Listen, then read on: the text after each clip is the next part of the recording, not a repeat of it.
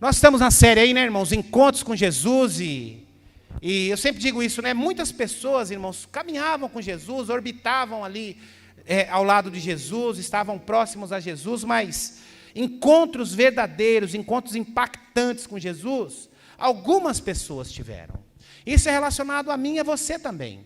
Talvez aqui entre nós tenham pessoas que ainda não tiveram um encontro verdadeiro com Jesus, um encontro impactante com Jesus. E nessas caminhadas que Jesus fazia, nesse período de 3 anos e meio do seu ministério, Jesus, ele não fazia acepção de pessoas, ele se encontrou com muitas pessoas. E ali naquela órbita ali de Jesus, existia judeus, romanos, gregos, fariseus, saduceus, enfim, existia tudo quanto é tipo de pessoas. E todos seguiam a Jesus. Mas encontros com Jesus, poucas pessoas ou poucos encontros são relatados aqui. Mas olha que coisa interessante, irmãos. Todos os encontros com Jesus foram encontros marcantes e encontros que mudaram a vida. Eu queria que você abrisse, eu vou falar hoje a respeito do jovem rico, e essa história, essa passagem, está nos 3 evangelhos sinópticos. Está em Lucas, está em Mateus e está em Marcos. Mas eu queria aqui para a gente, eu acho que no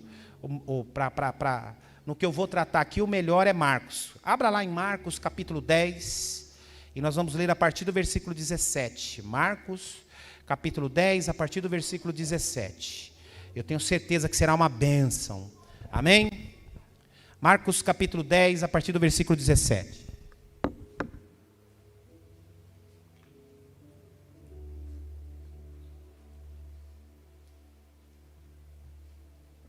Achou aí? Marcos 10. Diz assim, a partir do versículo 17. E pondo-se Jesus a caminho, correu um homem ao seu encontro e ajoelhando-se perguntou: Bom mestre, o que farei para herdar a vida eterna? E respondeu-lhe Jesus: Por que me chamas de bom? Ninguém é bom senão um, que é Deus. Sabe os mandamentos? Não matarás, não adulterarás, não furtarás, não dirás falsos testemunhos, não defraudarás ninguém, honra teu pai e tua mãe. Então ele respondeu: Mestre, tudo isso eu tenho observado desde a minha juventude.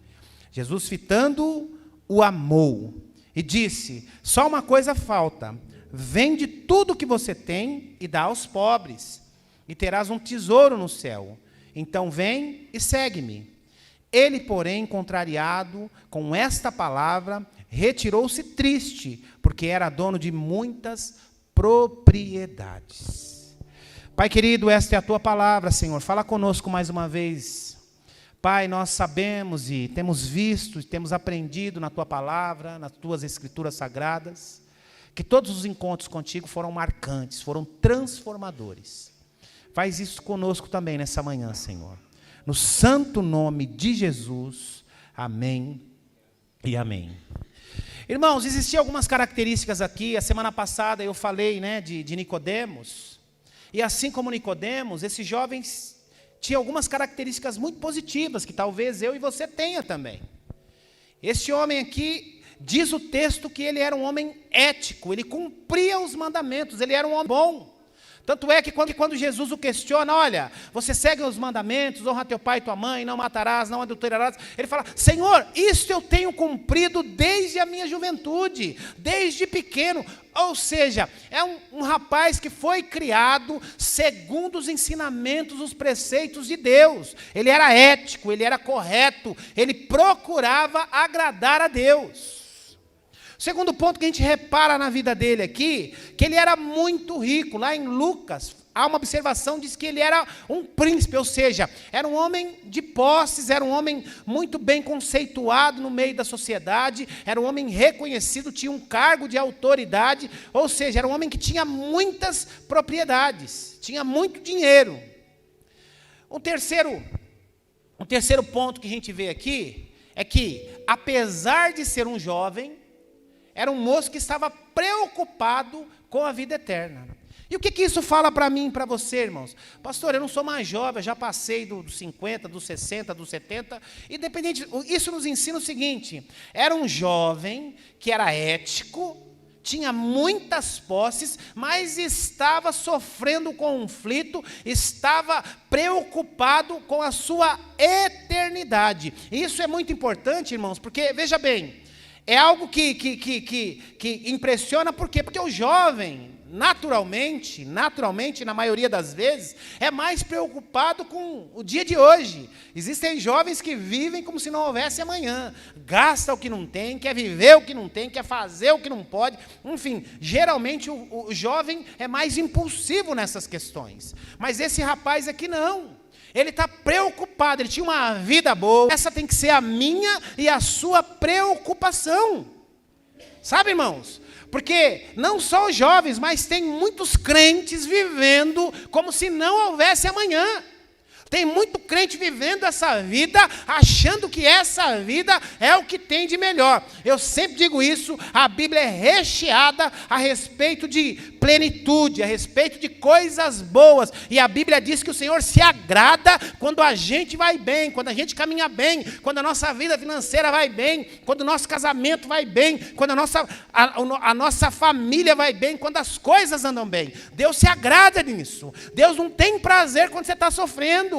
Deus não tem prazer quando você está passando necessidade. Deus não tem prazer quando você está enfermo. Deus não tem prazer quando você está passando por luta, não.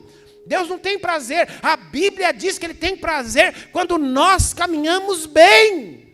Entretanto, muitas pessoas e muitos homens e mulheres que conhecem a Deus, vivem nessa vida como se não houvesse a eternidade, como que se essa vida aqui bastasse. Esta nossa vida terrena, irmãos, é apenas um pequeno traço diante da eternidade que nos espera, diante daquilo que está por vir. E eu e você precisamos ter esse entendimento, esta compreensão. E ele chega até Jesus e diz: Senhor, o que farei eu? Apesar de todas as minhas riquezas, apesar de todo o reconhecimento social que eu tenho, apesar de ser um homem bom e ético, o que eu preciso fazer para herdar o reino dos céus, para um dia estar na eternidade? E o Senhor faz algumas observações. E por que o Senhor faz essas observações? Para ensinar para mim e para você o quão importante são algumas coisas para mim e para a sua vida. Eu quero começar aqui dizendo o seguinte, irmãos. Existem algumas respostas que no encontro com Jesus, eu e você teremos, que são indesejadas. Pastor, o encontro com Jesus não é maravilhoso, o encontro com Jesus não é transformador, o encontro com Jesus não pode mudar a minha vida. Sim! O encontro com Jesus, se você abrir o seu coração, muda e transforma a sua vida. Entretanto, pode te trazer, e muitas vezes vai te trazer, respostas indesejadas. Aquele jovem chega até Jesus, faz uma pergunta, faz uma indagação, faz um questionamento, esperando receber uma resposta. Mas o último versículo diz o quê? Que ele ficou muito triste. Deixa eu falar um negócio para você, meu irmão, minha irmã. Muitas vezes, o seu encontro com Jesus pode te deixar muito triste. Pode te deixar com a cabeça virada, pode te deixar muito abalado, porque muitas vezes o Senhor vai te dar a resposta não que você deseja, não que você quer ouvir, mas Ele vai te dar a resposta que você precisa. Essa é a diferença de um encontro qualquer de um encontro com Jesus. Esta é a diferença. Ele vai me trazer a resposta que eu preciso, não aquilo que eu quero ouvir. Eu, como pastor, eu passo muito por isso, irmãos. Às vezes um irmão ou a irmã me procuram, um casal, uma família me procuram com um questionamento, com uma dificuldade, com uma luta. Só que muitas vezes eles já vêm preparados com aquela resposta formulada na cabeça. Aquela resposta formulada na cabeça. E querendo ouvir aquilo. E muitas vezes, posso até errar, não sou infalível. E muitas vezes, quando eu dou a resposta baseada na palavra, naquilo que eu acredito, naquilo que eu aprendi, naquilo que eu busco do Senhor, vai completamente em desacordo com aquilo que aquela pessoa estava esperando. E aí é uma decepção. Pastor, eu achei que era assim, eu achei que era assado, eu achei que era... Falei, meu irmão, olha, diante de toda a situação, diante do que o quadro está mostrando, diante do que a palavra está mostrando, eu acho que não é assim não. E é uma decepção. E quantos já não passaram por isso? Quantos? Eu já passei um monte de vezes por isso. Agora, irmãos, o que eu e você precisamos entender é o seguinte: muitas vezes aquela resposta que não é a resposta que eu desejo, muitas vezes aquela resposta que não é a resposta que eu estava esperando, muitas vezes aquela resposta que não é a resposta que eu acharia que o Senhor me daria, mas é a resposta que pode mudar e transformar a minha vida. A minha vida. E é isso que eu preciso entender. Ele sai triste, ele porém contrariado com esta palavra, retirou-se muito triste. Por quê? Porque não era o que ele estava esperando. Não era o que ele estava esperando. Ele era um homem ético, era um homem bom, era um homem que cumpria os mandamentos, fazia tudo que a lei ensinava. Ele esperava receber uma outra resposta de Jesus. Ele esperava que Jesus olhasse para ele e falasse: ô, você é o bichão mesmo, hein, meu? Você está, ó. E ele recebe uma resposta que Jesus diz: olha, vende tudo que você tem e dá aos pobres, e depois me segue. Então ele sai completamente contrariado. Agora, olha que coisa interessante, irmãos. Ele sai triste, contrariado, com algumas coisas no seu coração, depois nós vamos avançar aqui para entender. Mas olha que coisa interessante, irmãos. Olha que coisa interessante. Olha o que diz no versículo 21. E Jesus, fitando os olhos, Jesus olhando para ele, depois desse questionamento, Jesus o amou. Irmãos, esse encontro com Jesus, esse raio-x que Jesus faz na minha e na sua vida, não é um dedo apontado, não é uma acusação, não é uma corda no pescoço, não. É um tratamento de amor. Às vezes é duro, às vezes é difícil, às vezes é pesado, às vezes é doloroso e até muitas vezes vergonhoso. Mas é um tratamento de amor. Jesus olha para aquele homem, vê a debilidade dele e diz o texto. Por isso que eu escolhi o texto de Marcos, porque o texto de Marcos fala que Jesus olha para ele e o ama. O tratamento é um tratamento de amor. Ele sai triste, ele sai contrariado. Poxa vida, eu tenho cumprido os mandamentos, eu tenho sido ético, eu tenho sido bom, eu tenho feito tudo o que precisa. E Jesus diz que eu preciso vender tudo. Jesus diz que eu preciso me largar de tudo, que eu não estou bom. Ele sai triste, contrariado. E talvez com um pensamento, às vezes, distorcido a respeito de quem era Jesus. Entretanto, nesse encontro, Jesus exala sobre a vida dele amor. Às vezes na sua vida, irmãos, o tratamento aí é de choque. Às vezes o que você está passando aí é debaixo de um rolo compressor. Você está no meio do deserto. Mas deixa eu te falar, ainda que o tratamento seja assim, ainda que esteja difícil, saiba que é um tratamento de amor. E lá na frente, você vai entender, você vai compreender. Eu precisava passar por isso, eu precisava experimentar isso. Deus tinha propósito nessa situação. É isso que eu e você precisamos entender, é isso que eu e você precisamos compreender, e muitas vezes a gente não entende, a gente sai como um jovem rico, triste, incompreendendo aquilo que Deus quer nos mostrar, aquilo que Deus quer falar conosco. Mas aqui diz no versículo 21, que Jesus olhando para ele, o amou, não falou o que ele queria ouvir, não falou aquilo que ia aguçar o ego dele, mas Jesus o amou. Este é o verdadeiro encontro com Jesus. Eu não entendo, eu não compreendo. Está doendo, está difícil. Mas eu sei que é um gesto de amor. Eu sei que é o melhor para a minha vida. Eu sei que é o melhor para a minha casa. Eu sei que é o melhor para mim naquele momento. Naquele momento. Eu sempre digo isso, irmãos. Vou fazer uma comparação aqui, mas para que você possa entender. Para que você possa entender.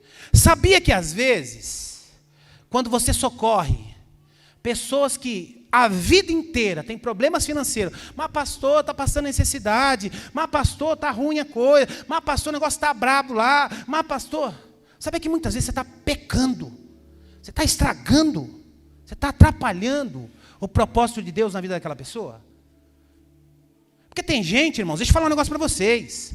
Tem gente que se você der 1 milhão para ela agora, fala, põe toda a tua vida em ordem, paga tudo que você está devendo. Daqui 3, 4 anos ela está endividada de novo. Que não sabe administrar aquilo que Deus dá. E a pessoa se enrola uma vez, você vai lá e socorre. A pessoa se enrola de novo, você vai lá, socorre de novo. A pessoa, não, eu estou exercendo a misericórdia. A pessoa vai lá 10 vezes. Sabe que na percepção dessa pessoa, e é um problema, uma debilidade, que Deus está tratando.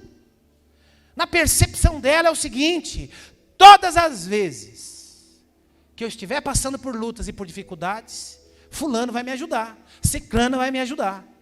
E aí não conserta nunca. Este é o grande problema. Muitas vezes eu e você vamos receber respostas indesejáveis, que nós não queríamos ouvir. Entretanto, é um tratamento de Deus para a nossa vida. E lá na frente, a gente vai entender o quão bom isso foi. O quão bom isso foi para mim e para a sua vida. Amém? As respostas que eu preciso, muitas vezes, são as respostas que eu não gosto. As respostas que eu preciso para a minha vida, muitas vezes, na maioria das vezes, são respostas que eu não gosto, que eu não gostaria de ouvir. Mas é assim que Deus faz. É assim que Deus faz. O problema era o dinheiro? O problema daquele moço era o dinheiro? Não. Tem um monte de gente que tem uma percepção errada do jovem rico. O problema era o dinheiro? Não. O problema não era o dinheiro.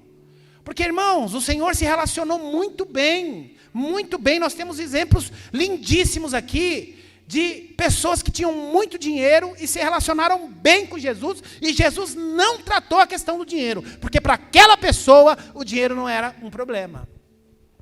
A gente vê o caso do centurião, que era um homem rico, e ele disse: Senhor, o meu funcionário está doente, o meu moço está doente, Senhor, se o Senhor enviar, eu não sou digno de recebê-lo na minha casa. Ele não se sentia digno. Mas olha, se o Senhor enviar uma palavra, ele será curado. Era um homem rico, um homem de posses. E sabe o que ocorre aqui, irmãos?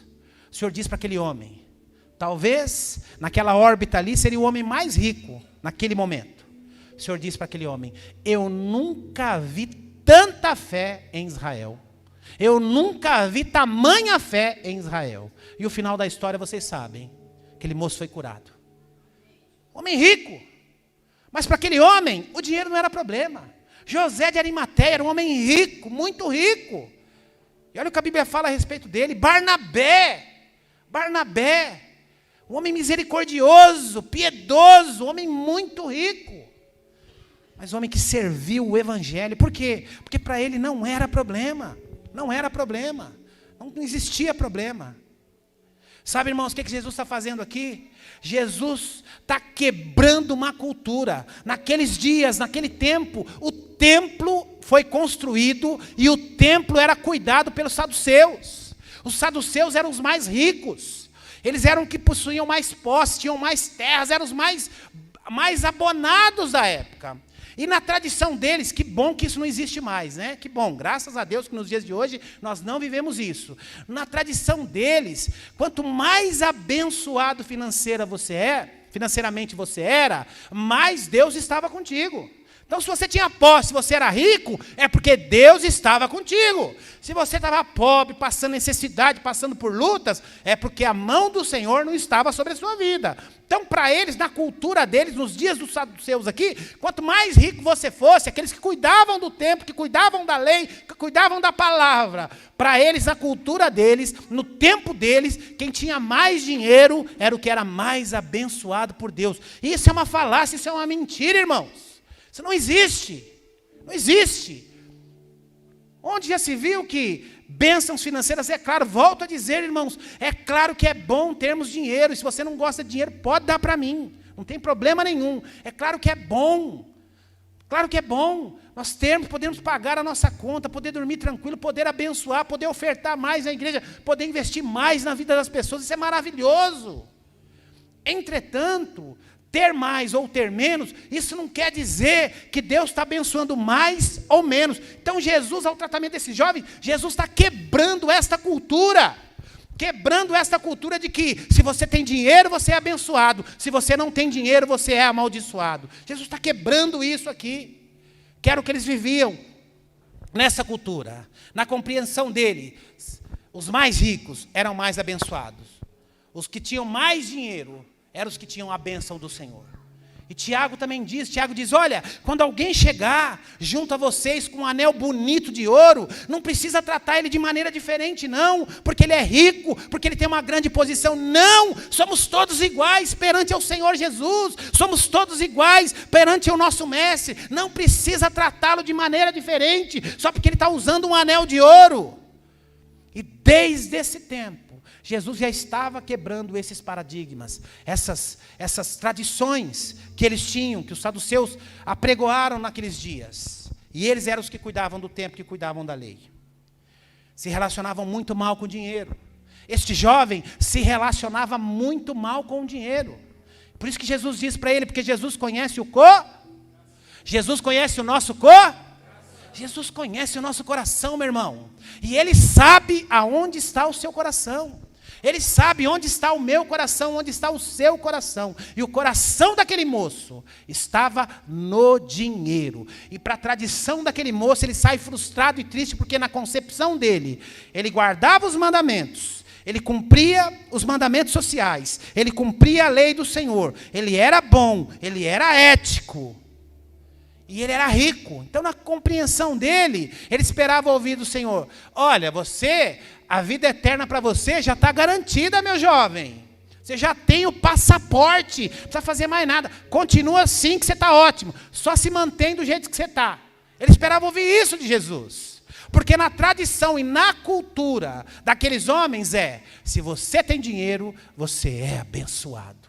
Ele guardava os mandamentos, ele era ético, mas se relacionava muito mal com o dinheiro. E aí a pergunta que fica para você aqui, meu irmão: como que você tem se relacionado com o dinheiro? Deixa eu falar aqui, se você não é um dizimista fiel, se você não é um ofertante, você se relaciona mal com o seu dinheiro. Você se relaciona mal com o seu dinheiro. Você se comporta como jovem rico. Sabe por quê? Porque você não tem desprendimento aquilo que a palavra ensina. E a gente precisa compreender isso, irmãos. A gente precisa entender isso.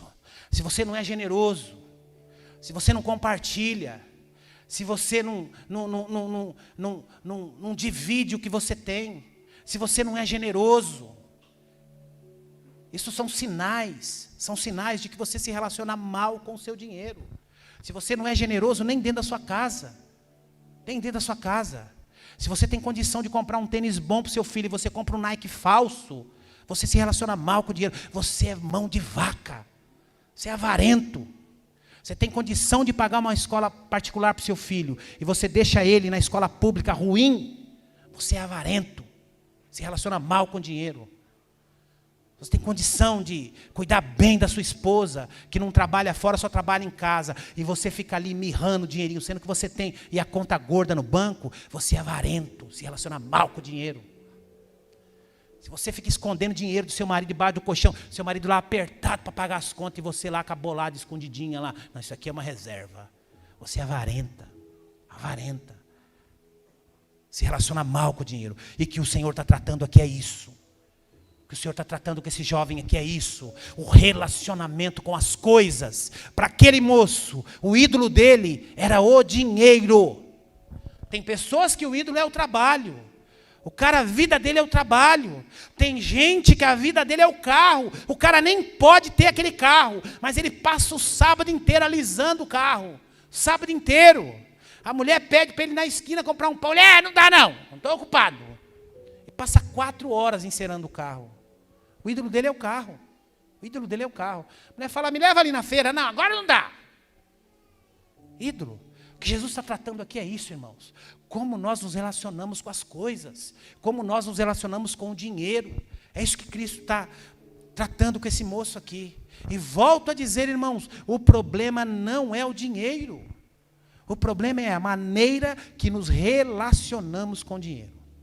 Tem um monte de gente que às vezes vem: pastor, ore por mim. Eu estou para fechar um grande negócio, eu estou para fechar uma grande venda. Pastor, eu estou aí para pegar uma promoção na empresa. Eu estou aí para... Um monte de gente pede, e eu oro. Mas eu sempre faço aquela perguntinha, falo: meu irmão, como que você está com relação ao reino de Deus? Você tem sido fiel? Você tem entregue seus dízimos? Você tem ofertado no reino de Deus? Porque esse é o princípio de todas as coisas, irmãos. Para que Deus vai dar mais? Para quem não é generoso?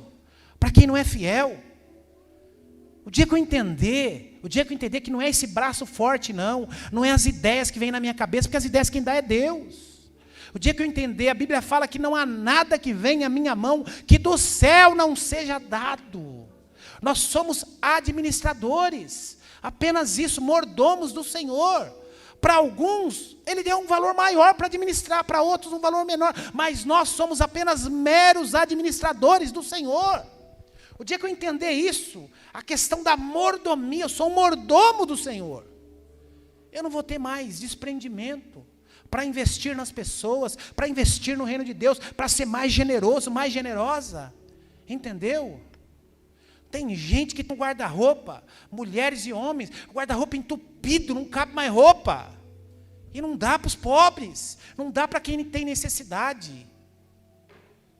Irmãos, eu volto a dizer, me perdoa usar os meus exemplos aqui, mas são os que eu tenho. Eu ganho muita coisa, irmãos, eu vou confessar aqui, tem muito presente que eu dou que eu nem usei, eu dou, porque é muita coisa, eu não tenho. Não cabe roupa no meu guarda-roupa. Coisas que eu ganho, mas sabe por quê, irmãos? Porque eu dou tudo que eu ganho, eu dou, a maioria das coisas eu dou. Eu não dou coisa velha não, coisa velha eu jogo fora, eu dou coisa boa. Mas sabe o que é isso? Isso é o princípio. Ninguém vence Deus no dar, ninguém vence Deus no dar. Princípio, quanto mais eu dou, Chico, mais eu ganho.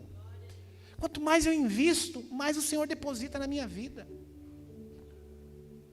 Eu lembro, irmãos, 2015, quando nós estávamos para entrar aqui, eu e a Marisa fizemos investimentos aqui sem ter condição. Sem ter condição, um tempo difícil, aquela crise, vocês lembram? A crise, mudança de governo, impeachment, aquela crise danada, gente perdendo emprego, viemos aqui um grupo de irmãos, fizemos uma reunião, e alguns irmãos falaram, pastor, o prédio é maravilhoso, a terra é boa, mana, leite e mel, mas não é o tempo, pastor. Como é que nós vamos sair de um aluguel de 4 para um aluguel de 10, e ao mesmo tempo nós vamos orar. Deus confirmou no coração da Marisa, Deus confirmou no meu coração, confirmou no coração do nosso pastor, e nós viemos aqui com a cara e a coragem. E nós fizemos investimentos aqui que nós não tínhamos condição, irmãos. Só que deixa eu falar um negócio para vocês. No ano seguinte o céu abriu. No ano seguinte o céu escancarou, irmãos. Porque quando nós não podíamos, nós enfiamos a mão no bolso. E sabe o que aconteceu? No ano seguinte, o país em crise ainda, o céu se escancarou na nossa vida. Porque ninguém vence Deus no dar. Ninguém vence Deus no dar. Entenda isso. Ninguém vence Deus no dar. O problema era o dinheiro? Não, o problema não era o dinheiro. O problema era como esse jovem se relacionava com o dinheiro. Queria que você fosse lá para Atos. Vá lá para Atos, no capítulo 10. Atos, capítulo 10. Para a gente entender como que Deus, como o Senhor trata os abonados. Como que o Senhor trata aqueles que têm muito dinheiro, para ficar bem compreensível na sua mente, na minha, que Deus não tem problema com quem tem muito dinheiro. Deus tem problema com quem tem muito amor ao dinheiro. Atos capítulo 10, a partir do versículo 1 diz assim, nós vamos ler do 1 ao 8 primeiro. Morava em Cesareia um homem chamado Cornélio, centurião da corte chamada italiana, um homem rico, de prestígio, um homem que morava bem, comia bem, tinha um ótimo emprego, era um homem rico. Mas olha aqui versículo 2, esse homem era piedoso, temente a Deus, e com toda a sua casa fazia ofertas ao povo, de contínuo orava a Deus. Esse homem não conhecia Deus, irmãos. Esse homem não conhecia Deus, mas buscava a Deus. A Bíblia diz que esse homem era muito rico, mas era piedoso, e de contínuo orava a Deus, e ajudava, era um homem generoso. Olha o versículo 3. Esse homem observou claramente durante uma visão, acerca da hora 9 do dia, um anjo de Deus se aproximou dele. Esse homem não conhecia Deus, mas Deus conhecia o seu coração. E sabe o que Deus faz, irmãos? Conhecendo o coração daquele homem, Deus envia um anjo, Márcio. Um anjo até ele. Olha o que o anjo diz. Cornélio. E esse, fixando os olhos neles, possuído de temor, perguntou, quem é, Senhor? E o anjo disse, as tuas orações e as tuas ofertas subiram em memória de Deus. Quando eu sou generoso, quando eu sou piedoso, quando eu sou fiel, a Bíblia diz que as nossas ofertas, que as nossas esmolas sobem ao céu como uma oração. Não adianta você orar, jejuar. Um soldado piedoso dos que estavam a seu serviço, e havendo-lhes contado tudo, os enviou a Jope. O que acontecia com esse homem, irmãos? Esse homem estava lá na terra dele, lá em Cesareia. E esse homem não conhecia Deus, irmãos. Esse Jesus Cristo de Nazareno que eu e você conhecemos, ele não conhecia, mas era um homem que buscava Deus, Era um homem piedoso, um homem misericordioso, de contínuo, ofertava na vida das pessoas, era generoso e fazia suas orações mesmo sem conhecer claramente quem era Deus. Deus conhecendo o coração daquele homem, Deus envia um anjo para dizer para ele, fala, olha, eu quero que você envie homens até Jope. Lá em Jope tem um homem chamado Pedro, é um discípulo, é um apóstolo. Eu quero que você vá lá, mande os seus homens até essa cidade. Ele está na casa, o anjo informa tudo. Ele está na casa de um homem chamado Simão, que é um curtidor lá em Jope, e esse homem vai vir aqui e vai te falar a meu respeito. Pedro está lá em Jope. E Pedro era um homem, um pregador da palavra, um evangelista, só que Pedro tinha suas resistências. Pedro só queria pregar para os judeus. E aqui diz que esse homem era um centurião romano, italiano.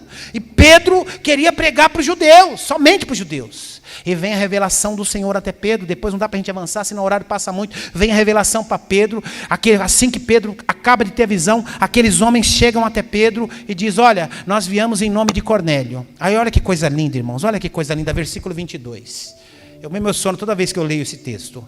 Então disseram o centurião, Cornélio, aqueles dois homens chegam até Pedro, depois que ele tem a visão. O centurião Cornélio, um homem reto, temente a Deus e tendo bom testemunho em toda a nação judaica, foi instruído por um santo anjo a chamar-te na sua casa e ouvir as tuas palavras. O anjo falou com Cornélio, mas o anjo também falou com Pedro. E Pedro, pois convidando-os ao entrar, hospedou. No dia seguinte, levantou-se e partiu com eles também alguns irmãos dos que habitavam em Jope e foram em sua companhia.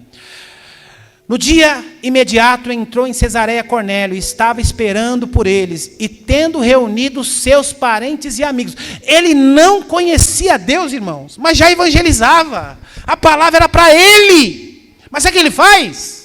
Ele convida toda a sua parentela e os seus amigos. Ele fala, vai acontecer um negócio novo aqui. Deus vai fazer um negócio diferente. Se eu fosse vocês, eu vinha para cá para ouvir o que Deus vai falar. Ele não conhecia Deus, mas já estava evangelizando. Aí o que acontece, irmãos? Olha o que acontece. Versículo 25. E aconteceu que indo Pedro entrar, lhe saiu Cornélio ao encontro e prostrando aos seus pés, o adorou, mas Pedro se levantou disse, ergue-te, também sou homem. Falando com ele e entrando muitos reunidos ali, a quem dirigiu dizendo, vós sabeis que é proibido os judeus ajuntar-se e aproximar-se de alguém de outra raça, mas Deus me demonstrou que nenhum homem se considera comum ou imundo. E ali, irmãos, o resto da história, depois você lê na sua casa, Pedro pregou ali para todas aquelas pessoas e a graça e a misericórdia do Senhor alcançou a todos. Cornélio era um homem rico, Cornélio era um homem de muitas posses, Cornélio era um homem de uma boa situação, um homem considerado no meio da sociedade uma grande posição. Entretanto, para Cornélio, o dinheiro não era um problema. Para Cornélio, o dinheiro era uma solução. Ele, com o dinheiro que tinha e com a posição que tinha, abençoava os menos favorecidos. Então, o que Jesus está tratando aqui com esse moço, irmãos, o que Jesus trata com esse moço aqui, não é a questão do porque ele era rico, mas é a maneira como ele lidava com o dinheiro. Para aquele moço, o dinheiro era um ídolo. Para aquele moço, o dinheiro era mais importante do que todas as outras coisas. E qual que tem que ser a nossa relação com Deus? Qual que tem que ser a minha e a sua relação com Deus? Como devemos nos relacionar com Deus? Pastor, como que é esse relacionamento com Deus? E aí você vai aprender, abra lá em Lucas, capítulo 14, Lucas 14, volte aí algumas páginas. Lucas 14. Lucas 14. Nós vamos ler do 16 ao 21.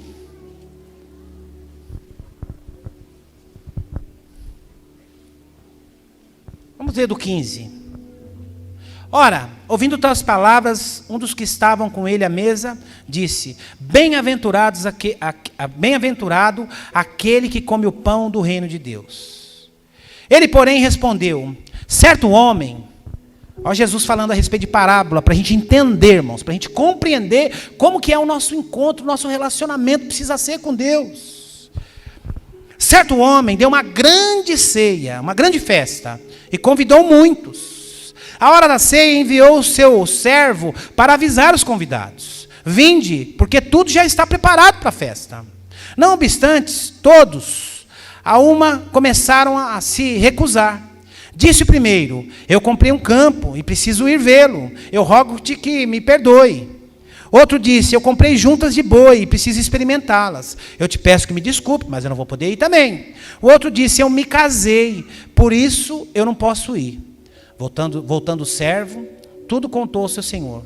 Então o irado dono da casa disse, sai depressa para ruas, becos de cidade, e traze todos os pobres e aleijados, cegos, coxos. Depois lhe disse o servo, Senhor, feito está como mandastes. E respondeu, sai pelos caminhos, atalhos, e abriga todos ao entrar, e que fique cheia a minha casa, porque vos declaro que nenhum daqueles homens que foram convidados provará da minha ceia.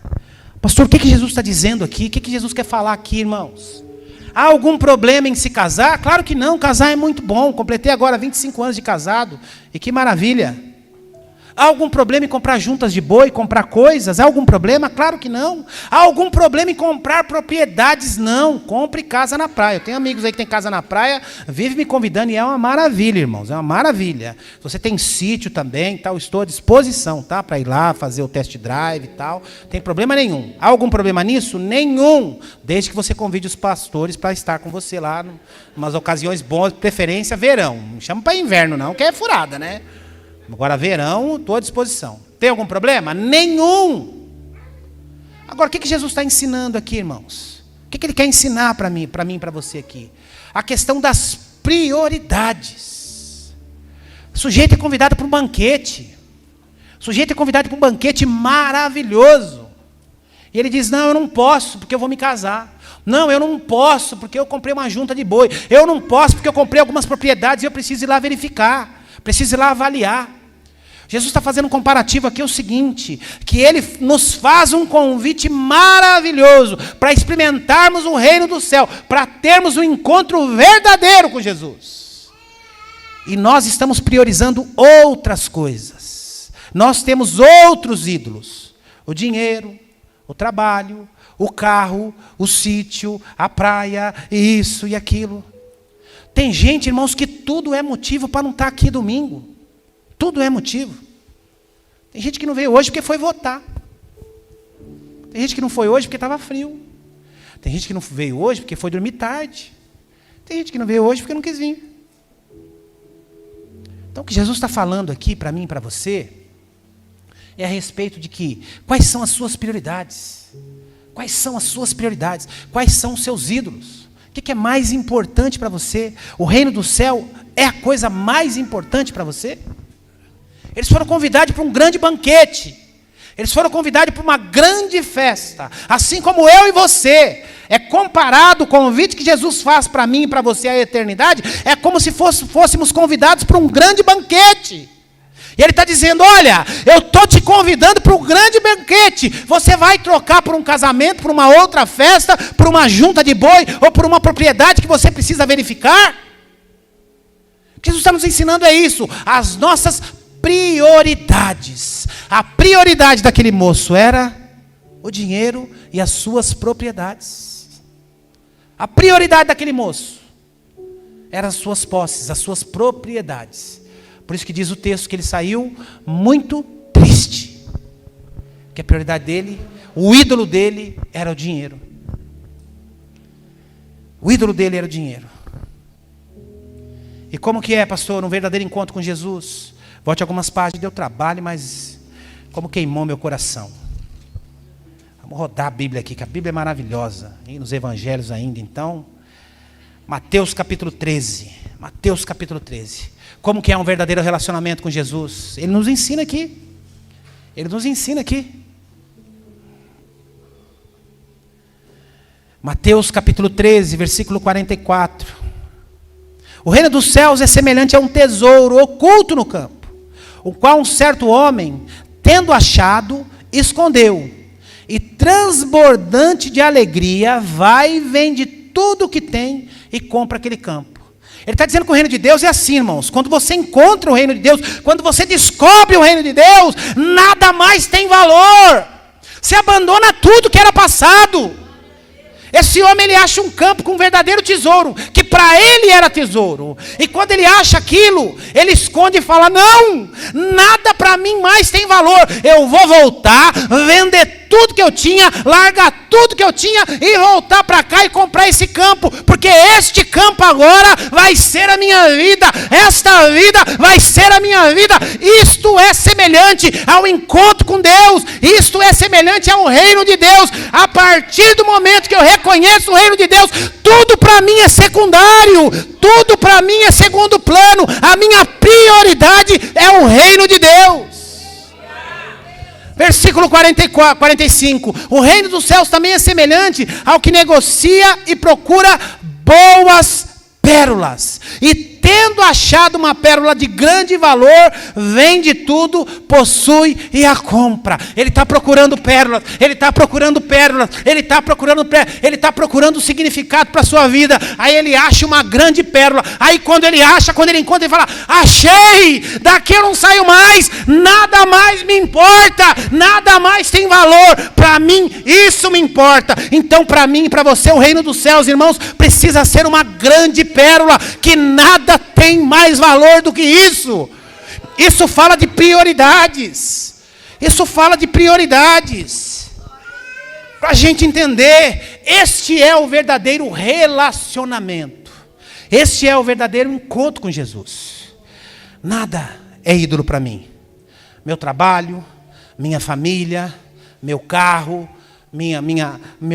as minhas coisas, não. Para mim o que tem mais valor é o Senhor Jesus. Se o Senhor Jesus mandar fazer, eu faço. Se o Senhor Jesus mandar vender, eu vendo. Se o Senhor Jesus mandar comprar, eu compro. Se o Senhor mandar ir, eu vou. Se mandar ficar, eu fico. Então é esse o entendimento que eu e você precisamos ter. Larga tudo. O reino dos céus é semelhante a um tesouro oculto no campo, o qual um certo homem, tendo achado, escondeu. E transbordante de alegria, vai e vende tudo que tem e compra aquele campo. Nada mais me importa, para mim é só esse campo. O reino dos céus também é semelhante ao que negocia e procura pérolas, e tendo achado uma pérola de grande valor, vende tudo que possui e a compra. Essa é a pérola chamada Jesus. Volte lá para Marcos capítulo 10, e depois de Jesus ter tratado isso com os seus discípulos, e os discípulos vendo a respeito do jovem, olha o que acontece aqui, versículo 23, a partir do versículo 23. Então Jesus, olhando dos céus, os que têm riquezas. O problema é o dinheiro? O problema é o dinheiro? Mas Jesus está falando aqui, pastor, que quão difícil é o rico entrar no reino dos céus. O problema é o dinheiro? O problema é o amor ao dinheiro. O apóstolo Paulo fala, né? O amor ao dinheiro é a raiz de todos os males. As mortes acontecem por causa do dinheiro, a corrupção acontece por causa do dinheiro, a destruição acontece por causa do amor ao dinheiro. E aí, continuando, versículo 24. Os discípulos estranharam essas palavras, mas Jesus insistiu em dizer-lhes: filhos, quão difícil para os que confiam nas riquezas, para os que confiam nas riquezas, não para os que possuem as riquezas, mas os que confiam nas riquezas, entrar no reino. É mais difícil passar um camelo pelo fundo de uma agulha do que entrar um rico no reino de Deus. Eles ficaram de sobremodo maravilhados, dizendo entre si: então, quem pode ser salvo? Jesus, porém, fitando neles o olhar, disse: para os homens é impossível, contudo, não para Deus, porque para Deus tudo é possível. O que Jesus está ensinando aqui, irmãos? Aquele jovem havia dito: Senhor, eu tenho guardado os mandamentos, eu tenho honrado os meus pais, eu tenho sido bom, eu tenho sido ético. E ele achava, irmãos, assim como muitos aqui talvez possam achar, que pelas obras, ele alcançaria a salvação e o reino dos céus. Por aquilo que ele fazia, por aquilo que a religião, eu não mato, eu não adultero, eu sou honesto lá no meu trabalho, no meu comércio, lá todo dia dão dinheiro errado, vão embora, eu vou atrás e devolvo o troco, eu sou ético, outro dia eu achei uma carteira, eu devolvi, eu estou garantido no céu. Na mentalidade daquele jovem, era essa. E o que o Senhor está dizendo aqui, que a nossa salvação, ela é mediante a fé, naquilo que eu acredito.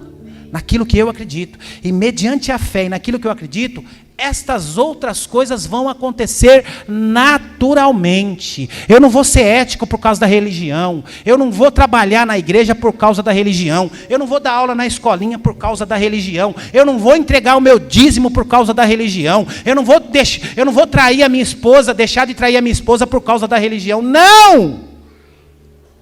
É a fé. É a fé. Estas outras coisas fazem parte do combo.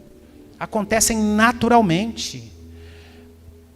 Então Pedro começou a dizer-lhe: eis que nós deixamos tudo e te seguimos. Olha a pergunta que não quer calar. Senhor, o Senhor está dizendo todas essas coisas a respeito do reino. Está dizendo todas essas coisas, vende tudo. O Senhor está mandando você hoje vender sua casa, vender seu carro? Não. Se você está pensando isso, você não entendeu nada. O Senhor está mandando vender tudo e entregar? Não. Não é nada disso. E aí Pedro pergunta: Senhor, e nós? Eu aqui, os discípulos, nós deixamos tudo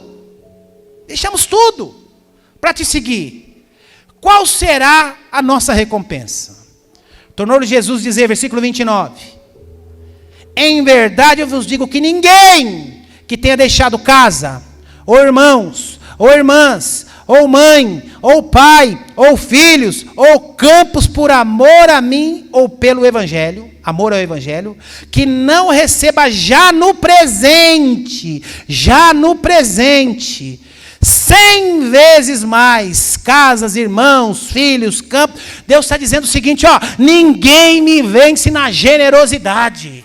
Ninguém me vence. Você vai dar tempo para Jesus, Deus vai te dar mais tempo aqui na terra. Você vai dar recursos para Jesus, Jesus vai te dar mais recursos. Você vai dar talento, eu vou trabalhar na escolinha, eu vou ajudar aqui como pedreiro, eu vou ajudar. Deus vai te dar mais talento ainda. É assim que o Senhor faz. Ninguém que tenha deixado o seu tempo de descanso, o seu tempo de fazer qualquer outra coisa, que tenha se dedicado a mim, que não receba ainda nesse tempo. Por isso que eu falo, irmãos, a plenitude em todas as áreas. Deus quer que você tenha o melhor casamento. Deus quer que você tenha uma vida financeira abençoada. Deus quer que a sua empresa prospere lá, que avance, que os seus filhos avancem. É isso que Ele quer, é isso que Ele se agrada. E Ele diz que quanto mais nós nos dedicarmos a Ele, mais Ele vai acrescentar na minha, na sua vida. Ensine isso para os seus filhos. Ensine isso para os seus filhos. Eu sempre digo, irmãos, nós não deixamos os nossos filhos de ir para a escola numa noite fria, numa manhã fria, ou porque ele está com um pouquinho de febre, ou porque ele está com uma dorzinha de dente. Não, vai para a escola. Vai para o inglês. Vai para o computador. Vai para o futebol. Por quê? Porque nós pagamos. Se não for, você faz até o cálculo. Peraí, eu pago 200, qual é uma aula por semana? 50 pau jogado fora. Não, você vai. Mas mãe, eu não estou legal hoje, acordei com a... Você vai. Agora para a igreja, eu vejo uma pequena nuvem. Vai chover, não vamos não. O que nós estamos ensinando para os nossos filhos? Futebol é importante. O inglês é importante. Karatê é importante. Computador é importante. A igreja é... Se der, né? Se der, não, hoje não. Aí o filho cresce. Ai, não sei o que aconteceu. Não sei o que está acontecendo. Valores, valores, valores. Valores. Em verdade vos digo que ninguém que tenha deixado casa, irmãos, mãe, pai, filhos, campos, por amor a mim e por amor ao Evangelho, que não receba já no presente 100 vezes casas, irmãos, filhos, campos, perseguições no mundo por vir, até a vida eterna. Esta é a promessa do Senhor, irmãos. E o que aquele jovem não entendia era isso. Que aquele jovem não entendia era isso. Ele cumprindo os mandamentos sociais. Ele sendo rico, porque a cultura e a tradição dizia, se é rico você é abençoado, Deus é contigo. Então para ele achou que ele ia ouvir de Jesus, você está perfeito, vá em paz. Você já alcançou, só esperar o dia. E Jesus trata com ele, para tratar comigo e com você. E vamos caminhar para o final agora, que a hora está voando, não sei porquê. Vai lá em Filipenses, é o último texto que nós vamos ler, que é o nosso referencial. Esse é o nosso referencial. Pastor, o que é uma vida transformada? O que é um verdadeiro encontro com Jesus? Esse é o que eu amo. E eu acho que não existe, para mim, pelo menos para mim, não existe um referencial melhor do que esse. Apóstolo Paulo. Isso é uma transformação, isso é um encontro com Jesus. Filipenses, capítulo 3, nós vamos ler os 7 ao 9. Mas o que para mim era lucro, isso eu considerei como perda por causa de Cristo. Antes de conhecer a Deus, ele tinha uma concepção de mundo, uma concepção de valores, que depois que ele conhece Cristo, ele diz que muda tudo. Aí versículo 8, sim deveras, considero tudo perda, por causa da sublimidade do conhecimento de Cristo Jesus, meu Senhor, que por amor do qual perdi todas as coisas, e a considero como cocô, como estrume, como esterco, e outras cositas más, para ganhar Cristo. Ele diz que o seguinte, que depois que ele conheceu Cristo, tudo aquilo que ele considerava, considerado com relação à intelectualidade, posses, conhecimento, coisas que ele possuía, tudo aquilo agora ele considera como esterco. E ser achado nele, não tendo justiça própria, que procede de lei, senão que é mediante a fé em Cristo, a justiça que procede de Deus, baseada na fé. O que aquele jovem precisava entender era isso, meus irmãos. O que aquele jovem precisava entender que, para alcançar o reino dos céus, para ter um verdadeiro encontro com Jesus, o que ele precisava era basear a sua vida na fé em Cristo Jesus. E não nas coisas materiais, e não nas coisas que a religião o impunha, que a ética o impunha. Essas coisas são boas, e essas coisas são necessárias. Ser ético, ser justo, ser cooperativo, essas coisas são boas. Mas isso é mediante a fé. Quando eu entendo a fé, quando a fé penetra, eu entendo o meu encontro com Jesus. O ofertar na igreja não é pesado. O servir na igreja não é pesado. O vir para a igreja numa manhã gelada e fria que você dormiu pouco, não é pesado. Por quê? Porque você entendeu aqui, ó. As outras coisas eu considero como esterco, como cocô. O importante para mim é Cristo Jesus, é o reino de Deus. O jovem vivia só para essa vida, irmãos. Ele vivia baseado naquilo que ele tinha. Queria viver para conquistar. Queria viver para conquistar. E Jesus, sabe o que Jesus quer? Ele quer conquistar. Mas ele quer conquistar o meu e o seu coração.